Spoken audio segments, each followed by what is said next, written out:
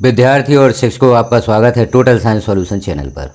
यह चैनल आपको विभिन्न अध्यायों के प्रश्नों के उत्तर कक्षा 6वीं से 10वीं तक जो आपकी विज्ञान है या अन्य विषय है उससे संबंधित महत्वपूर्ण पाठ्य सामग्री उपलब्ध कराने का प्रयास कर रहा है।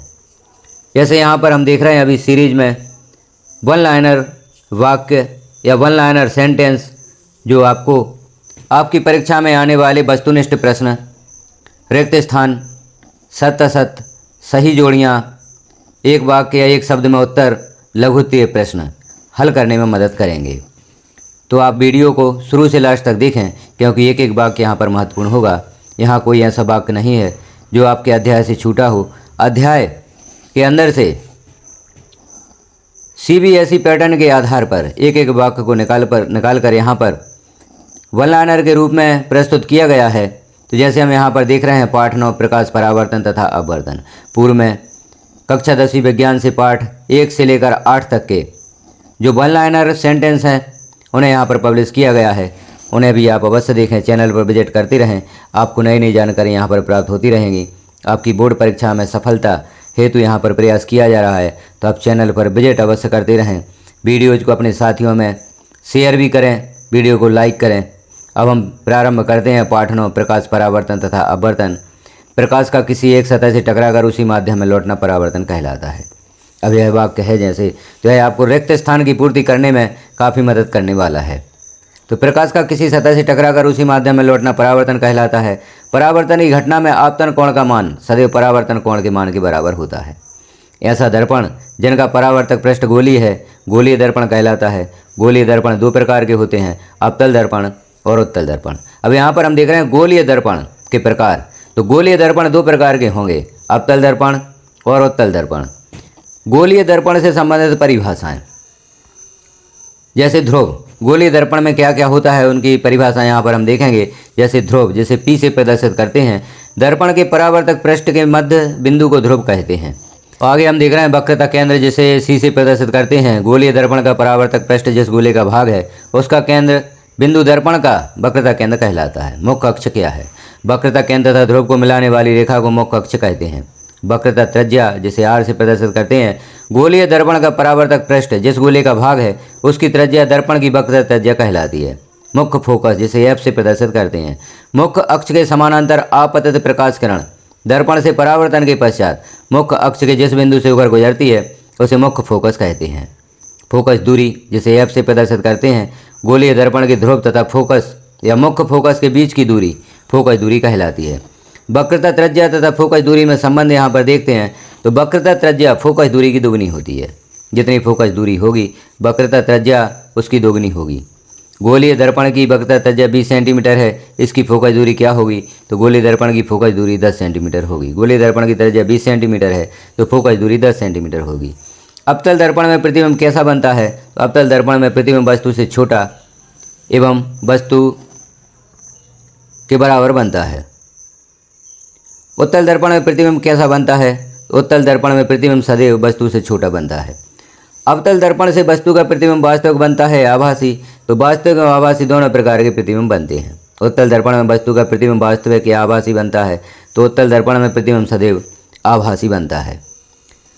अब आगे हम देख रहे हैं एक महत्वपूर्ण प्रश्न या महत्वपूर्ण वाक्य। वाहनों में पीछे के दृश्य को देखने के लिए किस दर्पण का उपयोग किया जाता है? तो वाहनों में पीछे के दृश्य को देखने के लिए उत्तल दर्पण का प्रयोग किया जाता है। अवतल दर्पण का उपयोग कहाँ किया जाता है? तो अवतल दर्पण का उपयोग नाक, कान, गला विशेषज्ञों के द्वारा किया जाता है। दर्पण सूत्र क्या है? यहाँ आप देखें दर्पण सूत्र 1/F बराबर 1/V प्लस 1/U, जहाँ F फोकस दूरी है, V प्रतिबिंब की दूरी है और U वस्तु की दूरी है। तो इस प्रकार से दर्पण सूत्र बनता है। आपने यहाँ पर दर्पण सूत्र देखा। अब आगे हम देखते हैं गोलीय दर्पण के आवर्धन को परिभाषित कीजिए। प्रतिबिंब की ऊंचाई तथा वस्तु की ऊंचाई के अनुपात को गोलीय दर्पण का आवर्धन कहते हैं। स्नेल का अपवर्तन नियम क्या है? तो आपतन कोण की ज्या तथा अपवर्तन कोण की ज्या का अनुपात नियत होता है, इसे स्नेल का अपवर्तन नियम कहते हैं। अपवर्तनांक और माध्यमों में प्रकाश की चाल में क्या संबंध है? तो यहाँ आप देखें अपवर्तनांक और माध्यमों में प्रकाश की चाल में संबंध N21 बराबर माध्यम 1 में प्रकाश की चाल V1 और माध्यम 2 के प्रकाश की चाल V2। प्रकाश माध्यम 1 से माध्यम 2 में प्रवेश कर रहा है। जब कोई प्रकाश किरण सघन से विरल माध्यम में प्रवेश करती है तो अविलंब से दूर हट जाती है। निर्वात में प्रकाश की चाल कितनी होती है? तो निर्वात में प्रकाश की चाल 3 × 10⁻⁸ मीटर प्रति सेकंड होती है। सघन माध्यम में विरल माध्यम में से किसमें प्रकाश की चाल कम होती है? तो सघन माध्यम में प्रकाश की चाल कम होती है। प्रकाशक केंद्र को परिभाषित कीजिए। तो लेंस का केंद्रीय बिंदु प्रकाशक केंद्र कहलाता है। लेंस की क्षमता को परिभाषित कीजिए। तो यहाँ लेंस की क्षमता हम देखते हैं, किसी लेंस द्वारा प्रकाश किरणों को मोड़ने की मात्रा को उसकी क्षमता कहते हैं। लेंस की क्षमता P = 1/, फोकस दूरी जो मीटर में होगी। क्षमता का SI मात्रक डायोप्टर होता है जिसे D से प्रदर्शित करते हैं। 2 मीटर फोकस दूरी वाले अवतल लेंस की क्षमता ज्ञात कीजिए। तो यहाँ पर 2 मीटर फोकस दूरी वाले अवतल लेंस की क्षमता ज्ञात करके दिखाई गई है। P = 1/f = 1/2 0.5 dioptre. आगे हम देखेंगे प्रमुख सूत्र, जैसे दर्पण समीकरण का यहाँ पर सूत्र दिया गया है 1/f = 1/v = 1/u। फोकस दूरी तथा वक्रता त्रिज्या में संबंध r = 2f या f = r/2। स्नेल का नियम का सूत्र है n = sin I / sin r। Lens सूत्र है 1/f = 1/v - 1/u। लेंस की क्षमता P = 1/f होती है। समतल दर्पण की फोकस दूरी कितनी होती है? तो समतल दर्पण की फोकस दूरी अनंत होती है। अगला प्रश्न, यदि किसी वस्तु को अवतल दर्पण के सम्मुख वक्रता केंद्र पर रखा जाता है तो प्रतिबिंब कहाँ बनेगा? प्रतिबिंब वक्रता केंद्र पर बनता है। प्रश्न तीसरा है, वाहनों में पीछे का दृश्य देखने के लिए किस दर्पण का उपयोग किया जाता है? उत्तर होगा उत्तल दर्पण का उपयोग किया जाता है। हम दर्पणों की पहचान कैसे कर सकते हैं? तो दर्पण से बनने वाले प्रतिबिंब से दर्पणों की पहचान कर सकते हैं। आवर्धन के मान में ऋणात्मक चिन्ह क्यों दर्शाया जाता है?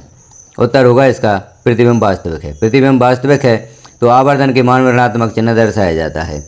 किसी दर्पण में चाहे कितनी ही दूरी पर खड़े हों, आपका प्रतिबिंब सदैव सीधा प्रतीत होता है। संभवतः दर्पण कौन सा हो सकता है? तो इसका उत्तर होगा समतल दर्पण अथवा उत्तल दर्पण हो सकता है। एक आपतित किरण समतल दर्पण 30 डिग्री का आपतन कोण बनाती है तो परावर्तन कोण का मान क्या होगा? तो परावर्तन कोण का मान भी 30 डिग्री होगा। हीरे का अपवर्तनांक 2.42। इस कथन का क्या अभिप्राय है? तो इस कथन का अभिप्राय है कि वायु में प्रकाश की चाल और हीरे में प्रकाश की चाल का अनुपात 2.42 है। वास्तविक प्रतिबिंब एवं आभासी प्रतिबिंब में अंतर लिखिए। तो यहाँ पर हम देख रहे हैं वास्तविक प्रतिबिंब और आभासी प्रतिबिंब में अंतर। तो वास्तविक प्रतिबिंब, इसमें प्रकाश की किरणें परावर्तन या अपवर्तन के बाद वास्तव में एक बिंदु पर मिलती हैं, जबकि आभासी प्रतिबिंब में प्रकाश की किरणें परावर्तन या अपवर्तन के बाद पीछे बढ़ाने पर किसी एक बिंदु पर मिलती प्रतीत होती हैं। वास्तविक प्रतिबिंब यह सदैव उल्टे बनते हैं और आभासी प्रतिबिंब यह सदैव सीधे बनते हैं। वास्तविक प्रतिबिंब इन्हें पर्दे पर प्राप्त किया जा सकता है, जबकि आभासी प्रतिबिंब को पर्दे पर प्राप्त नहीं किया जा सकता। तो यहाँ हमने देखे पाठ 9 प्रकाश का परावर्तन एवं अपवर्तन से संबंधित प्रश्नों के उत्तर या वन लाइनर प्रश्नों के उत्तर, सरल प्रश्नों के उत्तर। अब हम अगले वीडियो में देखेंगे पाठ 10 मानव नेत्र तथा रंग बिरंगा संसार अध्याय से संबंधित जो सरल प्रश्न होंगे, वन लाइनर सेंटेंसेस होंगे, उन्हें हम देखेंगे, वन लाइनर वाक्यों को देखेंगे। तो अगले भाग को देखने के लिए चैनल को सब्सक्राइब अवश्य कर लें, बेल आइकन को क्लिक कराल पर प्रेस कर दें, ताकि जैसे ही अगले अध्याय के वन लाइनर यहाँ पर पब्लिश किए जाते हैं तो नोटिफिकेशन के रूप में आपको प्राप्त हो सकेंगे। वीडियो को शेयर करना ना भूलें, वीडियो को लाइक करना ना भूलें और सब्सक्राइब नहीं किया है चैनल को तो सब्सक्राइब भी करना ना भूलें। वीडियो को लास्ट तक देखने के लिए आपका धन्यवाद।